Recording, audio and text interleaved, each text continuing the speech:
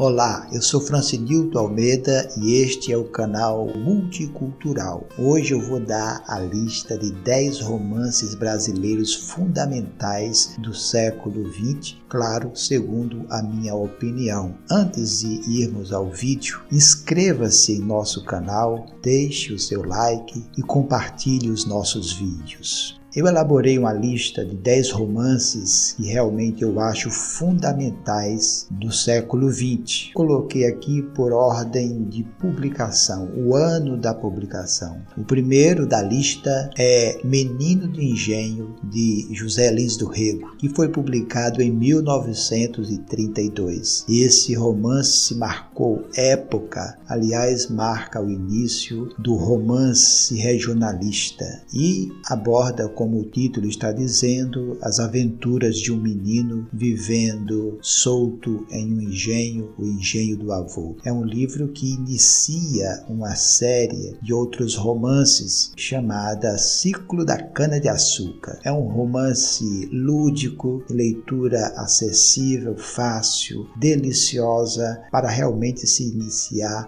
na aventura literária. O segundo da lista chama-se Olhai os Lírios do Campo, de Érico Veríssimo. Ele foi publicado em 1938. É um romance emblemático, foi adaptado para a televisão e para o cinema, embora tenha muitos outros livros. A obra monumental chamada O Tempo e o Vento, em sua época foi um dos autores mais lidos do Brasil e traduzido para várias línguas. O terceiro da lista é Vidas Secas, de Graciliano Ramos. Ele foi publicado em 1938. Esse romance é fundamental na literatura brasileira. Não se pode falar de literatura brasileira sem se falar em Graciliano Ramos e no livro Vidas Secas. Esse livro começou como contos. Ele publicou contos, espaços nos jornais e revistas da época e de repente ele percebeu que pela temática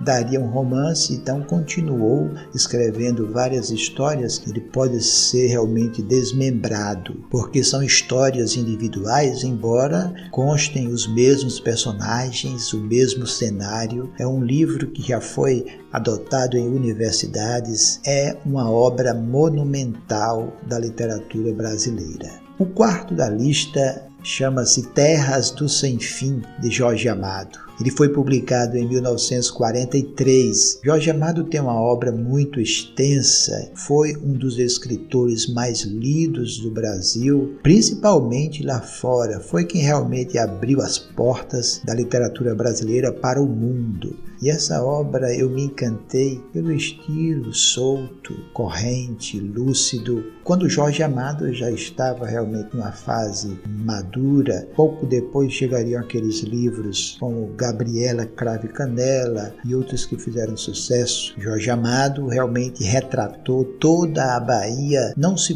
pode conhecer a Bahia sem ter lido Jorge Amado.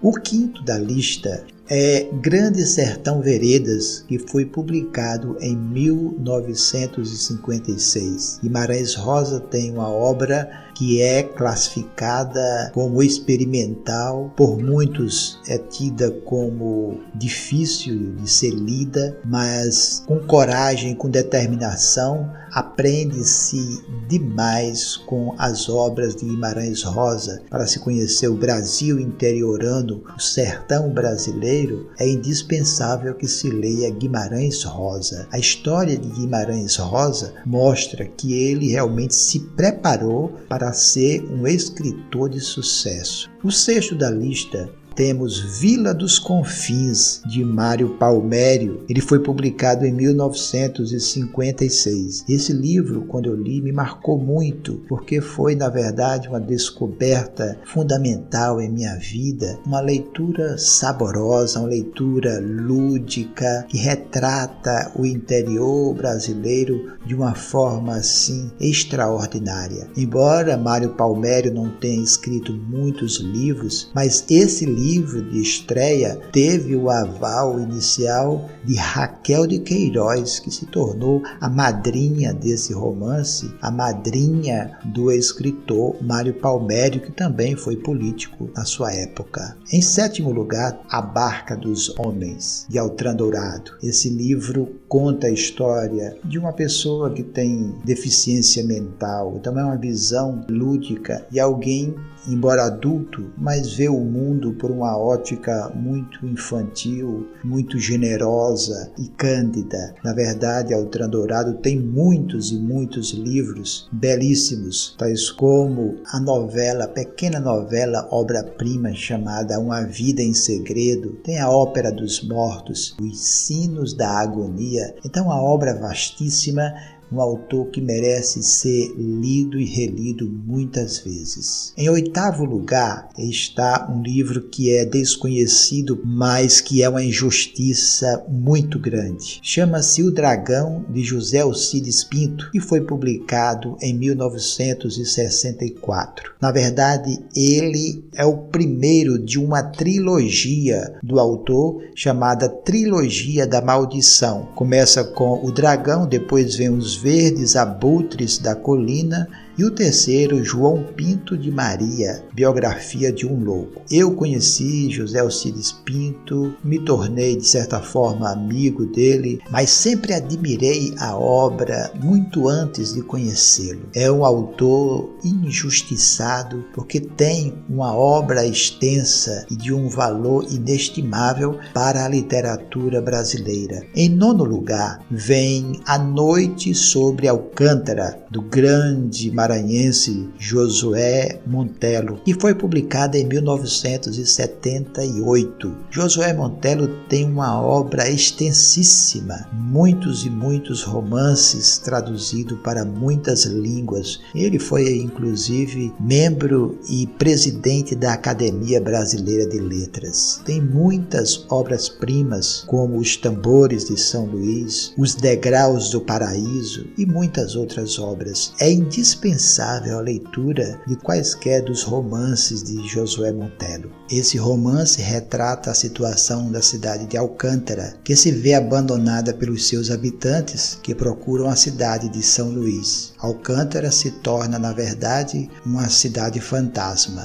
E o 10º da lista, não porque seja de menor qualidade, muito pelo contrário, dos 10 livros, ele foi o último publicado em 1992, chama-se Memorial de Maria Moura, de Raquel de Queiroz. Essa extraordinária mulher que só pela contribuição que ela deu à literatura brasileira, foi a primeira mulher a entrar na Academia Brasileira de Letras, escreveu alguns outros romances e esse foi um sucesso estrondoso. Ela que sempre escrevia romances curtos, pequenos. Memorial de Maria Moura é muito extenso e profundo, e justamente quando ela já tinha 70 anos de idade. Isso mostra a grandeza dessa mulher que enriqueceu demais a literatura brasileira. Não perca a oportunidade de ler Memorial de Maria Moura, a história de uma mulher forte, tal qual a Raquel, embora seja num outro cenário, num outro momento, mas a firmeza, a coragem são características das personagens, de um modo geral, de Raquel de Queiroz. É esta a lista que eu tenho para mostrar para vocês. Espero que tenham gostado, que deixem os seus comentários, que até apontem as obras que ficaram de fora, porque na verdade aqui é somente uma lista dos que eu li e que eu acho fundamentais. Vou deixar na descrição do vídeo alguns links de livros dessa relação, caso você queira comprar através da Amazon, e dessa forma estará nos ajudando também. Até a próxima!